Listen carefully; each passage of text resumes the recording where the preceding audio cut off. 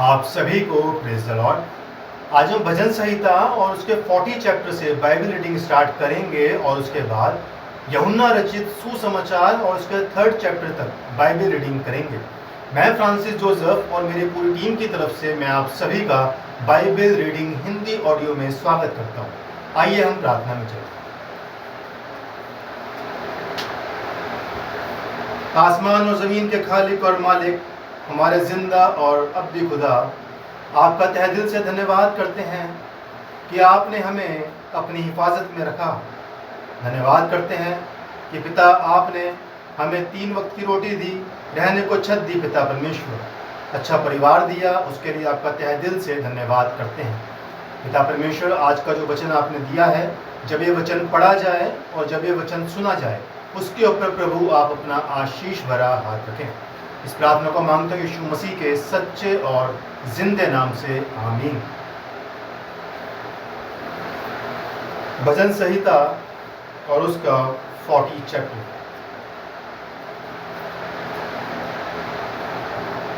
मैं धीरज से यहोवा की बाट जोहता रहा और उसने मेरी ओर झुककर मेरी दुहाई सुनी। उसने मुझे सत्यानाश के गड्ढे और दलदल की कीच में से उभारा और मुझको चट्टान पर खड़ा करके मेरे पैरों को दृढ़ किया है। उसने मुझे एक नया गीत सिखाया जो हमारे परमेश्वर की स्तुति का है। बहुतेरे ये देखकर डरेंगे और यहोवा पर भरोसा रखेंगे। क्या ही धन्य है वह पुरुष जो यहोवा पर भरोसा करता है और अभिमानियों और मिथ्या की ओर मुड़ने वालों की ओर मुंह ना फेरता हो। हे मेरे परमेश्वर यहोवा, तूने बहुत से काम किए हैं। जो आश्चर्य कर्म और कल्पनाएं तू हमारे लिए करता है वह बहुत सी हैं, तेरे तुल्य कोई नहीं। मैं तो चाहता हूँ कि खुलकर उनकी चर्चा करूं, परंतु उनकी गिनती नहीं हो सकती। मेर बलि और अन्य बलि से तू प्रसन्न नहीं होता। तूने मेरे कान खोद कर खोले हैं।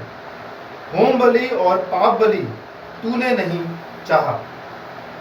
तब मैंने कहा, देख मैं आया हूँ, क्योंकि पुस्तक में मेरे विषय ऐसा ही लिखा हुआ है।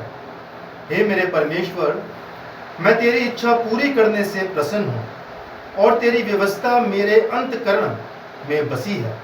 मैंने बड़ी सभा में धर्म के शुभ समाचार का प्रचार किया है। देख, मैंने अपना मुंह बंद नहीं किया। हे यहोवा, तू इसे जानता है। मैंने तेरा धर्म मनी में नहीं रखा। मैंने तेरी सच्चाई और तेरे किए हुए उद्धार की चर्चा की है।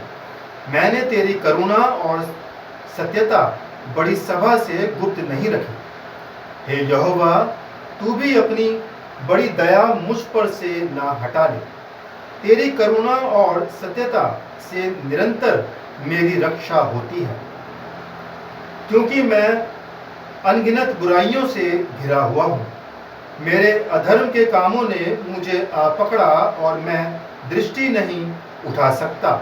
वह गिनती में मेरे सिर के बालों से भी अधिक हैं, इसलिए मेरा हृदय टूट गया। हे यहोवा, कृपा करके मुझे छुड़ा ले। हे यहोवा, मेरी सहायता के लिए फुर्ती कर।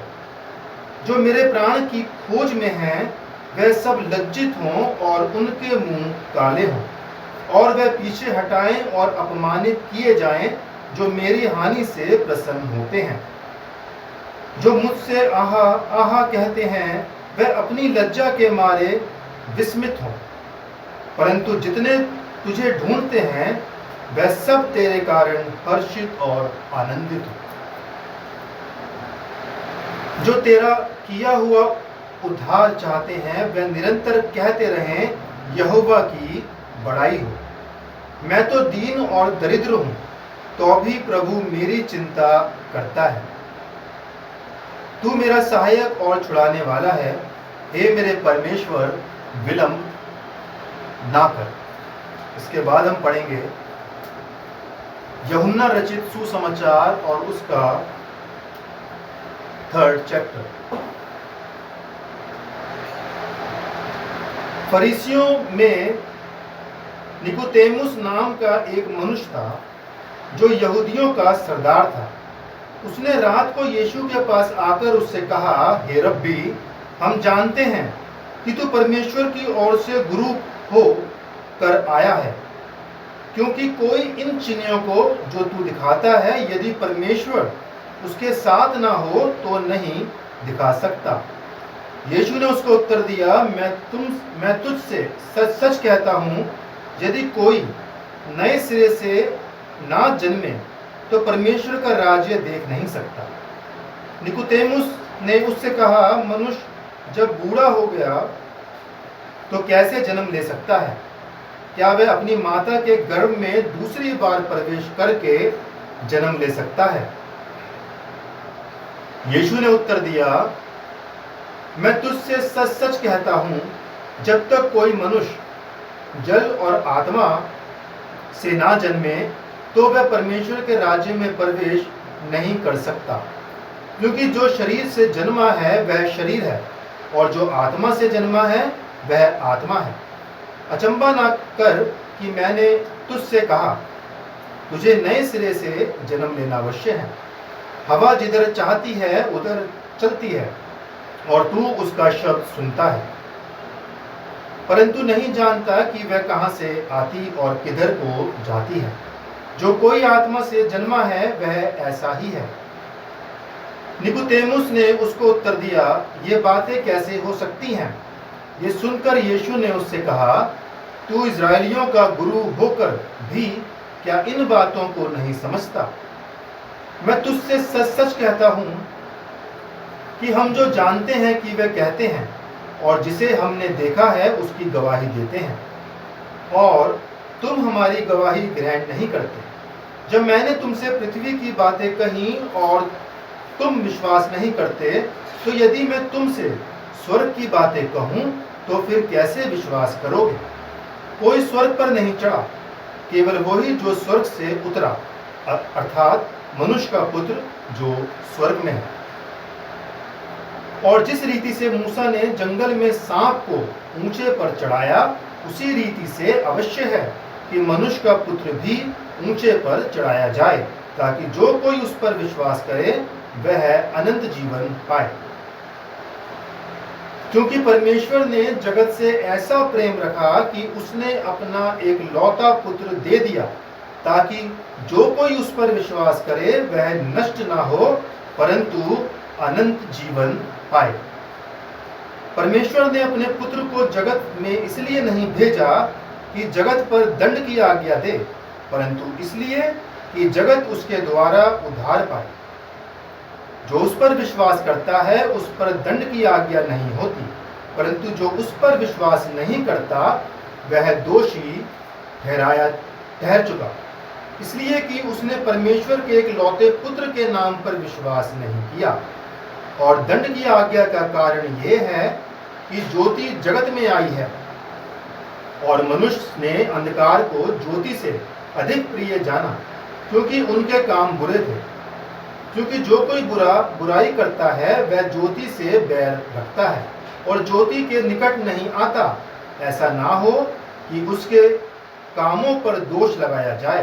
परंतु जो सत्य पर चलता है वह ज्योति के निकट आता है, ताकि उसके काम प्रकट हो कि वह परमेश्वर की ओर से किए गए हैं।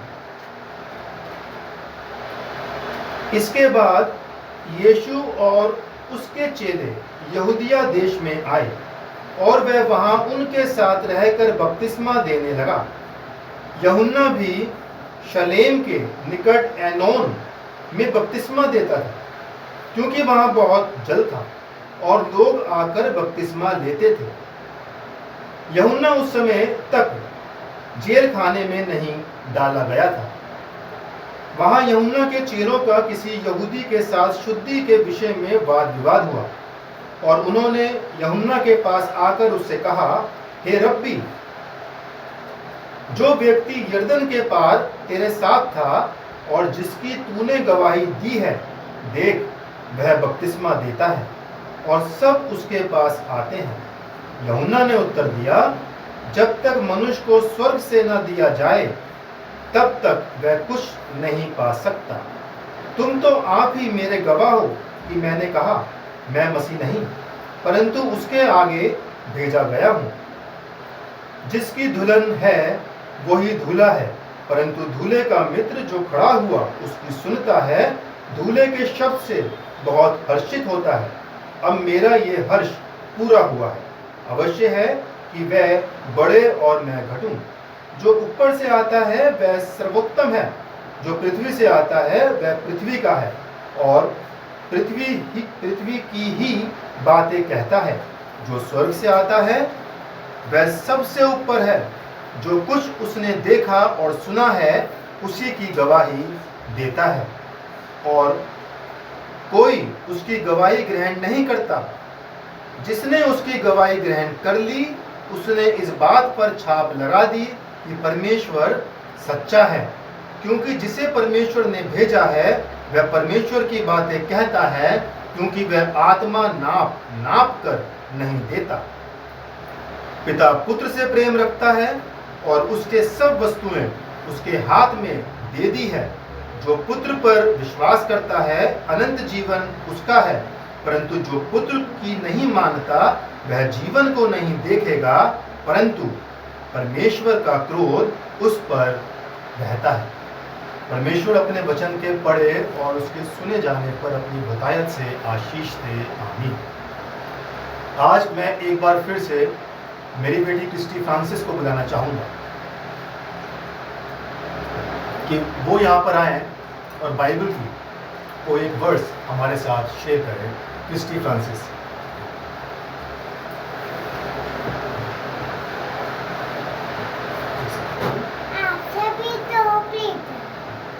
आज आप कौन सी बाइबल की वर्स पढ़ेंगे?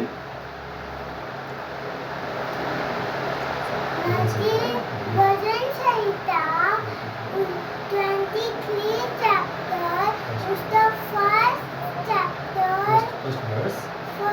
वर्स, यहोवा मेरा चरवाहा है, मुझे कोई गति न होगी, वह मुझे वेरी गुड। आज क्रिस्टी फ्रांसिस ने भजन संहिता उसका 23 चैप्टर और उसकी फर्स्ट वर्स पढ़ी है। वो इसमें लिखा हुआ है कि यहोवा मेरा चरवाहा है और मुझे कुछ घटी ना होगी। Thank you so much Christy Francis कि आप यहाँ पे आई और आपने बाइबल की वर्स पढ़ी। आइए हम सब प्रार्थना करें। धन्यवाद महान सर्वशक्तिमान पिता परमेश्वर, आपका तहे दिल से धन्यवाद करता हूँ कि पिता परमेश्वर आपने खुदावन बाप आसमानी ये अवसर प्रदान किया कि खुदावन एक बार फिर से हम बाइबल रीडिंग करें और पिता परमेश्वर क्रिस्टी फ्रांसिस यहाँ पर आएँ और आकर के प्रभु जी बाइबल की कोई एक वर्स को शेयर करें।